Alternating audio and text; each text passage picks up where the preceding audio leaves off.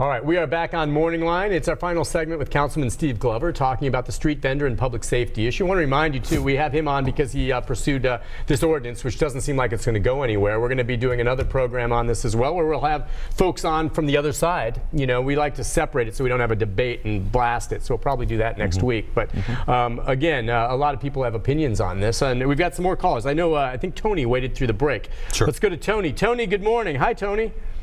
Hey, good morning, Nick. Good morning, Councilman.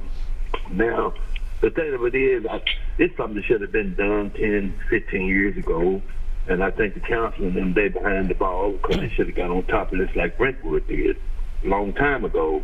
Now, the thing of it is, when traffic is congested like it is, it makes it look obvious. But it's not as bad out there in the suburb as it is directly downtown. So I think the council is doing a cover-up time.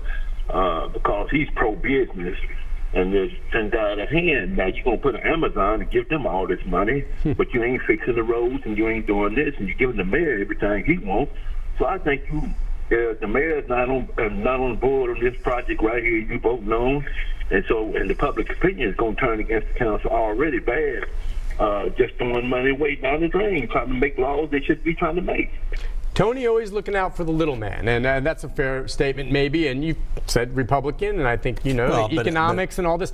It's not about, for you, is it the ordinance, no. You know, fostering business at the expense of, you know, some of these individuals that try to make a living, be it selling papers or doing other things. Right. And let's talk about, you know, where you said, well, we're going to give all this money to a company that may be coming to Nashville. You need to understand, I've got a bill that I filed that is coming back up at the next meeting, that we don't do any more incentives until we take care of the cost of living adjustments for our employees. So okay. Yeah, I'm a pro-business person, but I'm also a pro-city person, and you know, there has to be a balance, just like what I'm talking about here. There has to be a balance, and we're out of kilter, and I'm not behind the 8 ball on this. I've been trying to deal with this for several years, and I'm not taking up for myself. I'm just simply saying this isn't something I woke up a couple of weeks ago and said, oh, it's a problem. I've come back and I stepped away before with it because the argument was there is no problem. After we had 2 deaths over the last 3 or 4 months, I refiled and tried to expand the bill to make it have a little more teeth to it. So this is something I've been aware of. It's something that my constituents have been complaining to me about for years, and I'm trying to deal with it. But to say it doesn't occur outside of in the suburbs and everything, it just is only downtown. No, it's not true. Like you said, you live out in my area. Sure. It's on every street corner now, and when I say street corner, that's one thing. It doesn't stay on the corner. It makes itself and it migrates into the street. All right. That's the safety issue. Safety issue. That's what you keep saying. It's public safety. Let's go to Kathy next. Good morning, Kathy. Hey, good morning. Hi, Kathy. What's on your mind? I'm the executive director of The Contributor. Oh, great. And so I wanted to address Steve Glover's bill that he presented. Sure, go ahead. The bill does not ban panhandling. The poor people that panhandle on the street corners are not going to go away. We put those people to work.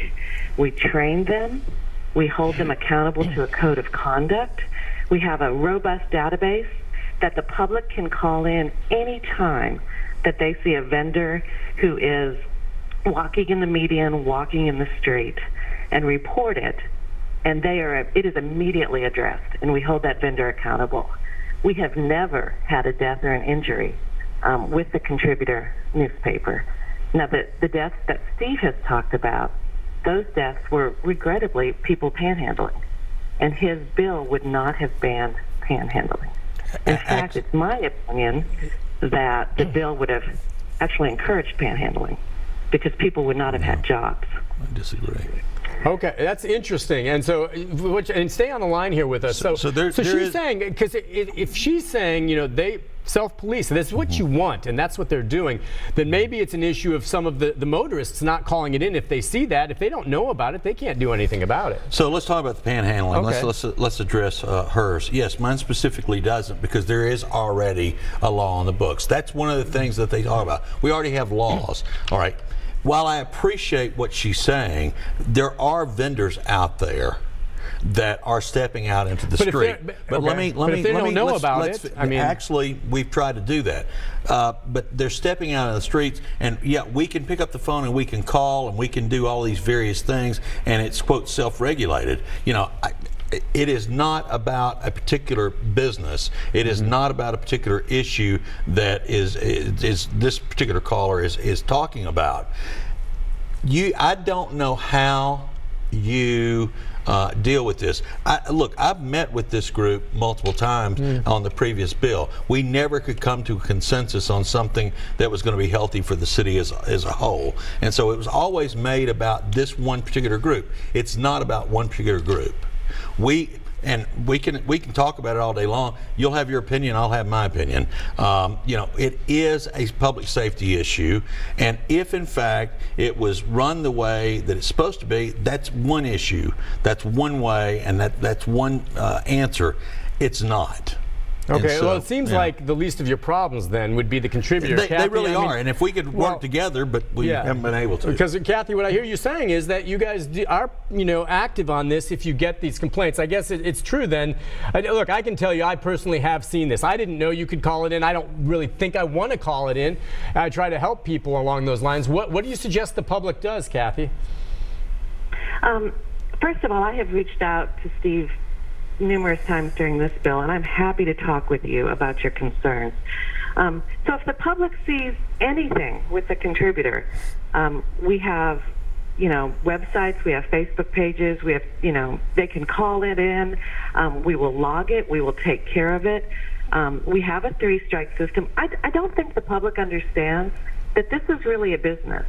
These vendors come and invest their own money and buy the papers to sell them. I see. And a lot of times people want to make a charitable donation to the vendor, but you wouldn't walk into Walmart and hand people, you know, $5 and say, hey, keep it.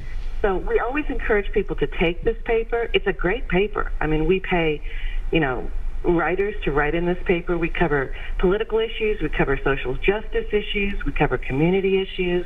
We'd love the public to input to the paper. It's been a good thing for Nashville. I mean, it's giving a hand up. It's giving job skills. I could tell you so many stories about vendors whose lives have changed. And so I guess your concern then, of course, then would be if an ordinance like this passed, that it could really damage the contributors' efforts. We would immediately have people who would lose housing that they have worked for, and they would be on the streets. And people who panhandle, you know, they are more desperate than people who finally have developed dignity with their jobs and have, you know, gotten into housing. They would be on the streets, they wouldn't have anything to sell, and they would be panhandling. Okay, Kathy, as far as I know, it's hard to enforce a law against panhandling if you have millions of panhandlers and a shortage of police officers, which I understand we have.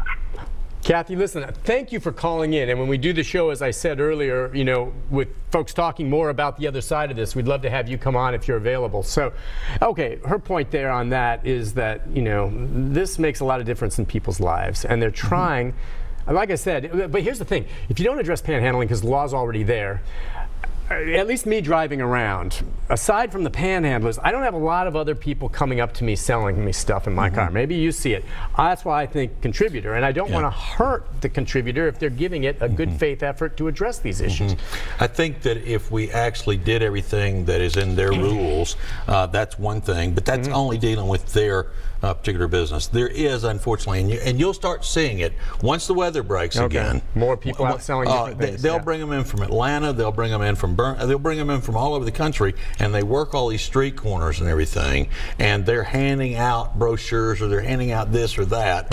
And they're walking in the street.